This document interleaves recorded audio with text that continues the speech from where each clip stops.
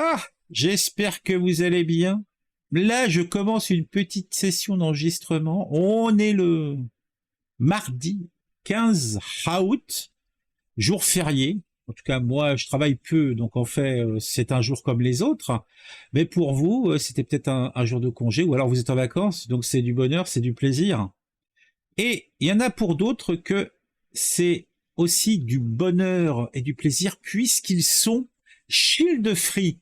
Alors, je parle peu, voire pas l'anglais, mais cet anglicisme voudrait dire que ce sont des personnes qui sont free, definitely free, donc libres de tout enfant, de toute éternité pour toujours. Donc après, il y a des personnes qui ont fait le choix de vie de ne jamais avoir de bambins, de ne jamais procréer. Donc c'est un choix de vie, c'est-à-dire qu'en fait, leur vie va être une suite de farniente où chaque euro qu'ils gagneront sera dépensé en futilités qui n'auront d'autre objectif que de satisfaire leur vie triste et morne, mais qu'ils auront heureuse, puisque à partir du moment où ils font ce choix, c'est qu'en fait c'est ce qui les rend heureux. Mais moi personnellement, ne pas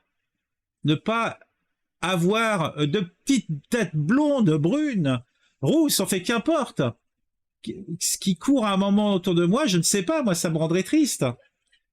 Les personnes shield-free représentent 27% de la population et cette étude a voulu mieux les connaître. Alors après, t'en as qui n'ont pas le choix.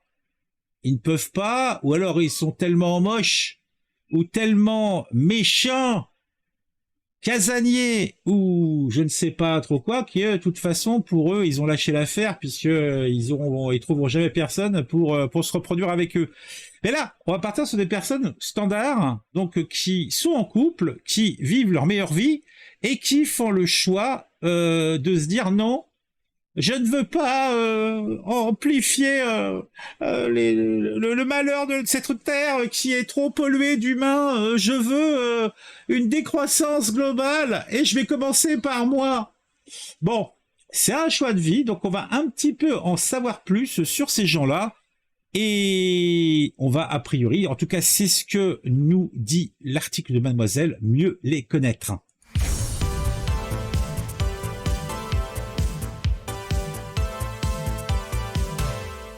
Une étude américaine s'est penchée sur la satisfaction dans la vie, la personnalité et l'orientation politique des child-free, donc des personnes libres de tout enfant. Ces personnes sont-elles différentes des parents, des personnes qui aimeraient avoir un enfant et de celles qui n'ont pas réussi à en avoir? Moi, je pense déjà de base, il me semble évident qu'il doit y avoir quelques différences notables. Bon, après, vous allez dire que je suis psychocentré sur mon cerveau à moi, mais c'est par nature déjà, moi je trouve que c'est des gens égoïstes, déjà de base. Donc, ils ne sont satisfaits que par leur bonheur personnel. Moi, je trouve ça moche. Je trouve ça très moche. Qui sont les individus shield-free? Une étude menée par des professeurs en psychologie de l'Université de Michigan a comparé les personnes ne souhaitant pas d'enfants aux autres groupes de population. Parents, wannabe-parents et personnes sans enfants, mais pas par choix. Ouais, en fait, je parle véritablement en toute connaissance de cause. Moi, j'ai vraiment galéré comme un cabot pour réussir à avoir mon gamin. C'est-à-dire que ça a été une lutte et tout ça. Donc, en fait, vraiment, j'ai du mal à comprendre que des gens qui en ont la capacité sans problème puissent se dire non, les enfants dans ma vie, ça sert à rien. Je comprends pas. En fait, je ne comprends pas. C'est psychologique. Dans ma tête, il y a du mal. 27% de la population s'identifie comme shield-free. En se basant sur un échantillon représentatif des adultes de plus de 18 ans dans l'État du Michigan, Jennifer Watling-Neal et Zachary Penill, oh ça va l'air d'être un couple tout ça. Alors est-ce qu'ils sont shield-free aussi? Ce serait la bonne question. Ont ainsi découvert que plus d'un quart de la population s'identifiait en tant que shield-free. Donc ça, c'est les États-Unis. Donc, quelle partie de la population des États-Unis?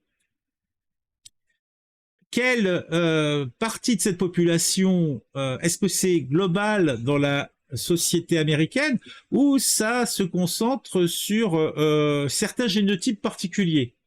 Question judicieuse, je n'en doute pas, puisque comme c'est moi qui l'émets, donc en général, quand on dit des trucs, on est plutôt motivé avec ça. Hein.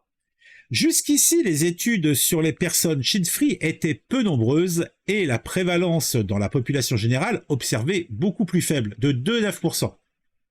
Sans doute parce qu'on se basait plutôt sur la fertilité des femmes pour les identifier et qu'on laissait ainsi de côté une large partie de la population shin-free.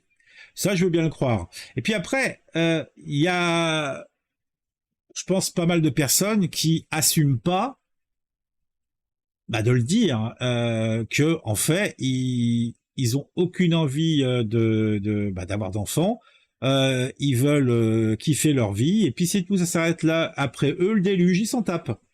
Jusqu'ici, les études sur les personnes shin-free étaient peu nombreuses. Moi, je l'ai déjà lu, là, que je me répète.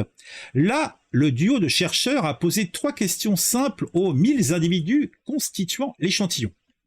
Avez-vous ou avez-vous eu des enfants? Question numéro 2, avez-vous le projet d'avoir des enfants dans le futur? Question 3, auriez-vous souhaité avoir ou pouvoir avoir des enfants? Les personnes répondant non aux 3 questions sont considérées comme étant shin-free, ce qui me semble, oui. Après, ça implique peut-être un certain moment de sa vie. Si tu poses la question à 1000 personnes qui sont dans la vingtaine, 1000 personnes qui sont en milieu de trentaine et 1000 personnes qui sont, on va dire, dans la cinquantaine, est-ce que tu aurais les mêmes pourcentages? Je n'en suis pas certain. Les personnes répondant non aux 3 questions sont considérées comme étant shin-free. Parmi ces individus, 35% étaient en couple, montrant que les couples sans enfants, par choix, représentent un nombre non négligeable de ménages aux États-Unis. Oui, 35%, ça commence à faire. C'est un tiers des couples. Plutôt un tiers des individus qui sont concernés, ce qui est quand même énorme. Les personnes shin-free sont-elles plus ou moins heureuses que les autres? Alors ça, c'est très subjectif comme question. Parce qu'en fait, tu te poses la question à toi-même, est-ce que tu es heureux dans la vie? Moi, je me pose la question, est-ce que je suis heureux dans la vie? Franchement, je serais bien en peine de vous le dire. Hein. Une fois le groupe des shin-free identifié, les chercheurs ont tenté de savoir s'il existait des différences entre ces personnes et les autres adultes. À part le fait que c'est d'un femme saligo qui ne pense qu'à leur non. En matière de satisfaction dans la vie, des traits de personnalité ou d'orientation politique. Ah, c'est intéressant. Sur les 2 premiers points, le psychologue est très clair. Après avoir neutralisé les caractéristiques démographiques, nous n'avons pas trouvé de différence au niveau de la satisfaction dans la vie et de différences très limitées concernant les traits de personnalité entre les individus shin-free, les parents, les personnes avec un désir d'enfant et les shin-less, personnes sans enfants mais pas par choix. Autrement dit, toute chose égale par ailleurs, j'adore cette phrase, toute chose égale par ailleurs, les personnes shin-free et les autres sont aussi satisfaites de leur vie. D'accord. Ce qui est assez étonnant, puisqu'on pourrait par exemple imaginer que les personnes sans enfants, de manière volontaire, pourraient être moins satisfaites de leur situation. Après, partant du principe que, bon, à part si tu as la religion motivée au cœur, ou que tu souhaites te faire exploser, je sais pas où, pour avoir 70 vierges qui t'attendent au paradis, en fait, tu vas faire avec ce que tu as. En fait, tu fais au mieux. Hein, certaines personnes ont peut-être leur vie de rêve, mais la majorité des gens, ils ont peut-être pas tout ce qu'ils veulent, mais en tout cas, les plaisirs simples et les petites joies de la vie existent. Il y en a toujours. Donc oui, pourquoi des gens qui ont envie d'avoir des enfants, mais que pour des raisons diverses et variées n'en ont pas eu, seraient-ils malheureux? Oui, ça les obnubile pas toute la sainte journée. Et puis à partir du principe que ils peuvent pas en avoir pour de raisons diverses et variées, il faut faire avec. Ils vont pas se jeter d'un pont simplement pour ça. Il faut continuer à vivre. Concernant les La personnalité, il existe donc très peu de différence entre les chiffres et les autres, ce qui fait du rechercheur que ce ne sont pas les traits de caractère qui influencent le désir d'enfant, mais plutôt d'autres facteurs, orientation politique, situation économique, etc. Ça me semble évident que l'orientation, je ne sais pas si elle est politique, mais la vision du monde est importante. La seule différence notable est que les personnes souhaitant avoir des enfants semblent être légèrement plus aimables. Ah, c'est intéressant ça, qu'est-ce que ça veut dire? Les personnes souhaitant avoir des enfants semblent être légèrement plus aimables que les autres chiffres. Dans le modèle des Big Five utilisé par les psychologues, l'amabilité recouvre la tendance à être compatissant et coopératif plutôt que soupçonneux et antagoniste envers les autres. Et comment tu détermines ça? Là, il n'y a pas de notion d'empathie. En fait, c'est... Je comprends pas très bien où ils veulent en venir. Les parents seraient plus conservateurs que les shit-free. Bah, tu m'étonnes. De fait, les personnes shit-free semblent avoir en moyenne des vues politiques plus libérales que les parents. Oh, comme c'est étonnant. Qui sont, eux, plus attachés aux valeurs conservatrices. Le tout étant sur une grille de lecture américaine, bien sûr. Voici ce qu'en dit l'étude, parue dans la revue PLOS ONE. Des individus plus libéraux ont peut-être plus tendance à choisir d'être shit-free pour promouvoir ou faciliter l'égalité entre les femmes et les hommes ou par préoccupation environnementale. Ouais. Là, en fait, moi, tu sais, la fausse bonne raison, c'est parce que il y a trop de gens dans le monde. Pourquoi avoir des enfants? Ou alors, ça sera les mêmes qui vont dire il y a la guerre, il y a des morts. Pourquoi faire un enfant pour qu'il meure? Ça, mais c'est, en fait, c'est essayer de rejeter une chose qui est vraiment intégrée dans notre génome. On doit reproduire, on peut chercher des idées diverses et variées, on peut essayer de formaliser le truc, mais tout se résume à ça, la perpétuation d'espèces, la perpétuation de son génome personnel. C'est bête. La seule immortalité, la seule certitude d'immortalité, c'est par le biais de tes enfants. Je sais pas, ça me semble tellement... mais bon. Il n'existe par contre pas de différence au niveau de l'orientation politique entre les individus shell-free, les wannabe parents et les personnes shitlist. L'étude se penche enfin sur un dernier sujet, le regard porté par les autres individus sur les personnes qui ne souhaitent pas d'enfants. Les autres groupes semblent ainsi exprimer moins de sympathie à l'égard des shell-free que les shell-free envers eux-mêmes. Oh, tu m'étonnes. Ah non, mais ça me paraît d'une bêtise. Oh là là, il y a un truc là, il y a un moustique là, c'est quoi cette bête là? Oh là là, je vais lui faire sa peau lui. Hop, hop, hop, hop, hop, ça va mal se passer pour elle. Hein. Oh là là là, tu vas voir là.